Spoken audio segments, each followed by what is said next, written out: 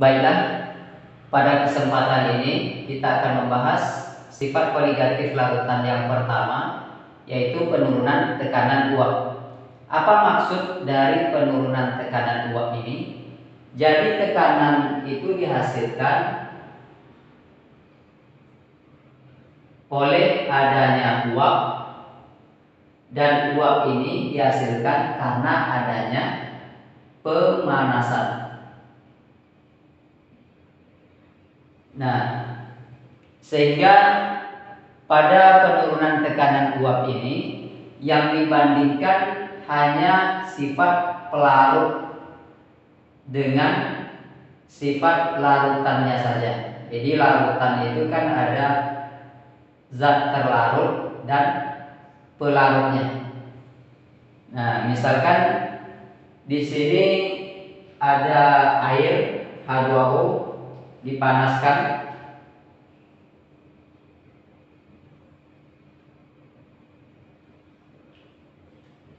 jika air ini pada saat dipanaskan itu uapnya banyak, maka artinya tekanannya besar. Nah, kemudian pada larutannya yang ada air dengan garam, jadi air ini merupakan pelarut, garam ini merupakan zat terlarutnya itu. Pada saat dipanaskan, maka yang larutan ini jika uapnya sedikit, artinya P-nya kecil. Nah, garam ini dia bersifat non-volatif. Non-volatif artinya apa? Artinya zatnya suka menguap. Artinya zat yang suka menguap.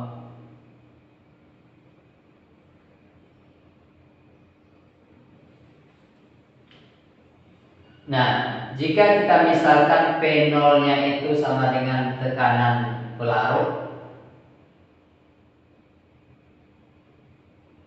kemudian PL-nya itu tekanan larutan, maka besar tekanan uapnya itu sama dengan P0 dikurang PL. Jadi besar penurunan tekanan uapnya itu selisih dari tekanan pelarut dengan tekanan larutan. Kemudian pada saat zatnya itu non elektrolit,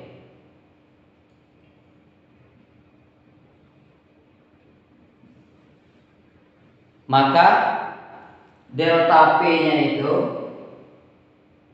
sama dengan P0 kali XT. XT ini adalah fraksi mol dari zat terlarutnya. Kemudian PL itu atau tekanan pelarut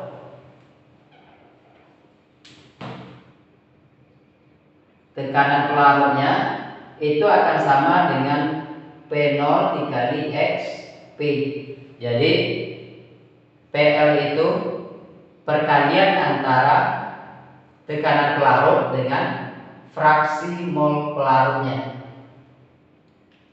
Nah, inilah rumus untuk mencari delta P dan PL pada zat non elektrolit. Kemudian kalau zatnya itu elektrolit, maka dipengaruhi oleh faktor Van Hoff. Faktor Van Hoff itu faktor Van Hoff.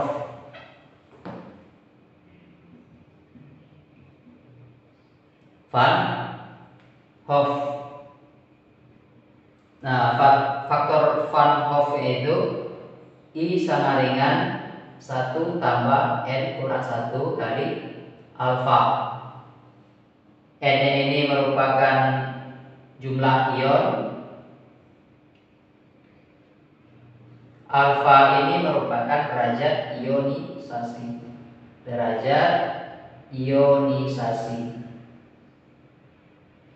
Nah, kita tahu kalau larutan itu ada elektrolit lemah, ada elektrolit kuat, kemudian ada non elektrolit.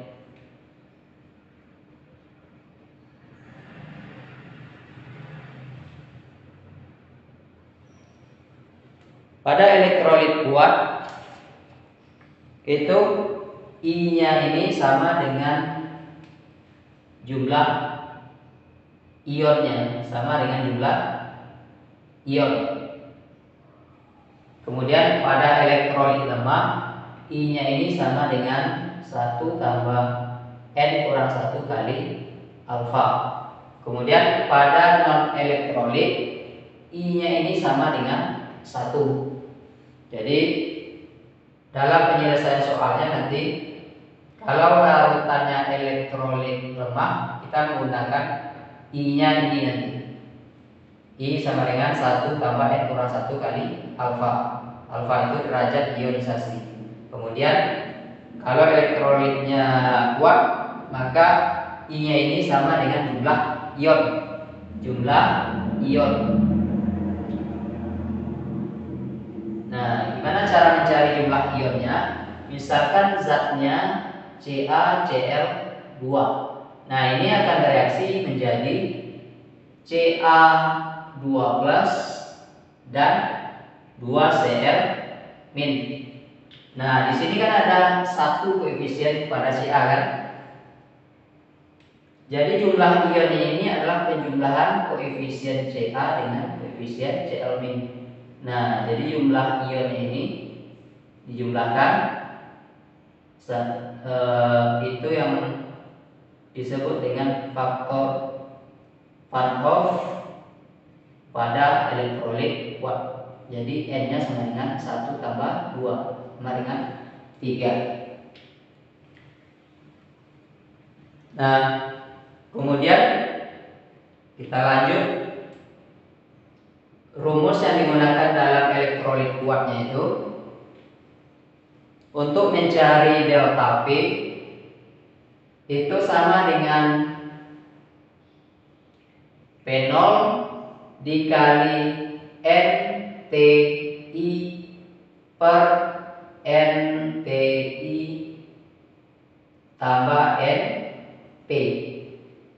Jadi untuk mencari delta P-nya itu pada larutan elektrolit kita menggunakan rumus ini.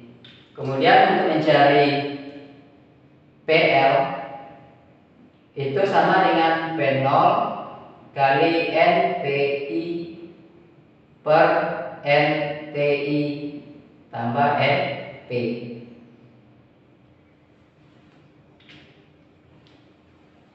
Untuk lebih jelasnya kita masuk ke contoh.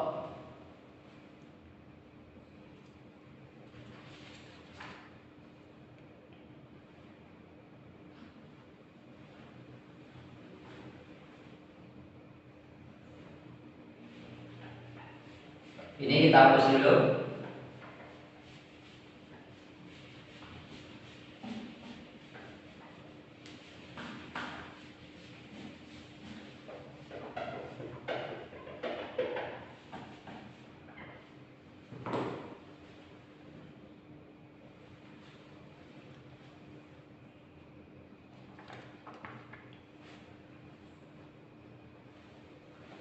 Contohnya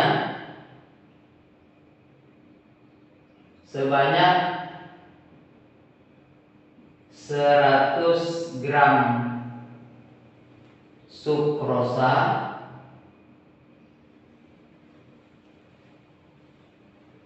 dilarutkan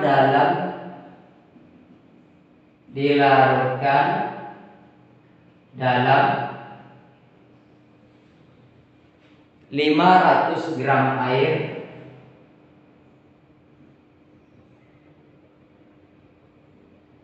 pada suhu 25 derajat Celcius. Jika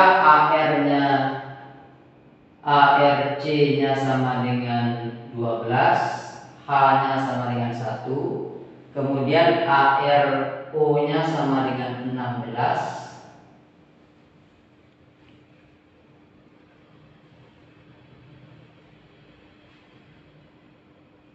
kemudian bila tekanan uap jenuh airnya 23,76,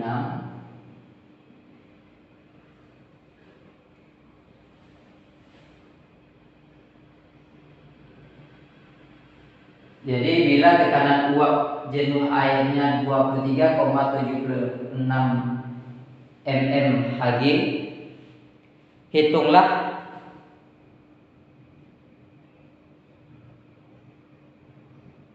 A.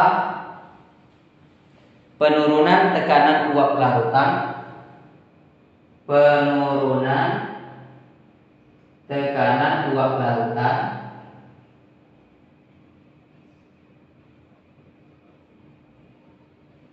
kemudian yang B, tekanan uap larutannya, tekanan uap larutannya.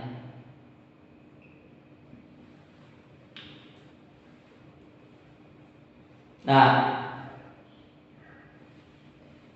jadi untuk memudahkan pengerjaan kita buat dulu diketahuinya dari soal ini. Diketahui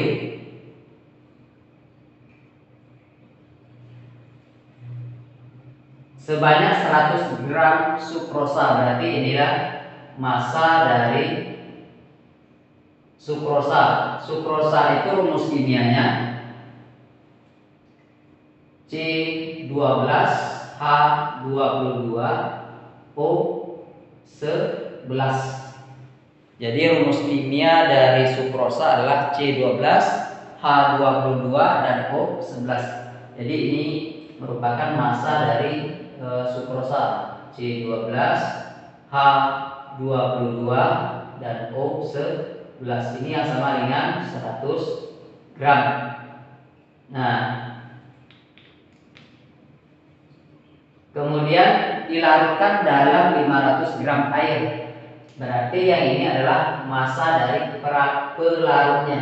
Massa dari pelarut air itu rumus kimianya H2O. Ini yang sama dengan 500 gram.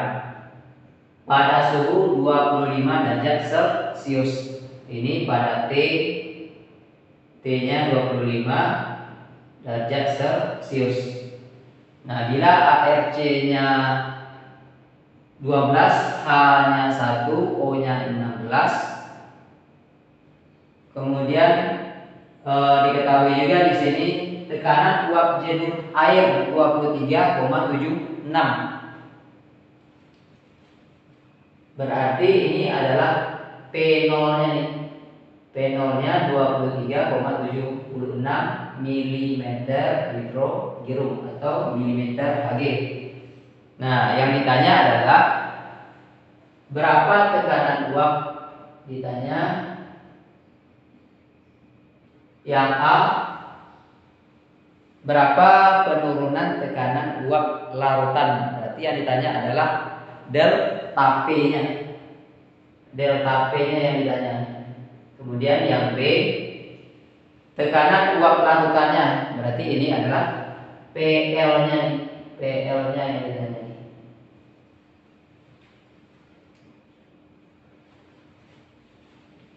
Kita jawab yang A dulu.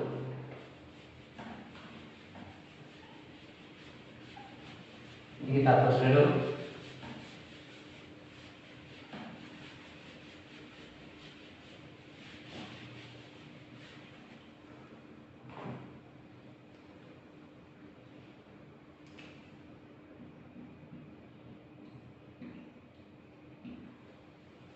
Untuk mencari delta P kan P0 kali XT. P0 dikali XT. Nah, berarti yang sukrosa ini merupakan larutan non elektrolit. Jadi kalau non elektrolit berarti larutan non elektrolit itu di luar larutan yang di luar elektrolit kuat dan di luar elektrolit lemah. Nah, kemudian P0 ini sama dengan NT per NT tambah NP. Nah, berarti kita harus cari dulu berapa jumlah mol terlarutnya, kemudian berapa jumlah mol pelarutnya. Nah, di sini jumlah mol terlarutnya berarti di sini mol zat terlarut berarti mol dari sukrosa C12, H22 dan O11. Berarti ini M per atau GR per MR. Jadi gramnya sukrosa di sini berapa? Sukrosa masanya 100 gram. Kemudian MR dari sukrosa kita cari dulu MR-nya. Jadi MR dari C12, H22 dan O11 ini sama dengan ARC kali 12 tambah ARH kali 22 tambah ARO kali 11. ARC itu 12 kali 12 berarti tambah ARH itu 1 kali 22 tambah ARO itu 16 kali 11. Nah, ini 12 kali 12 berapa? 144. 1 kali 22 22 tambah 16 kali 11 itu sama dengan 176.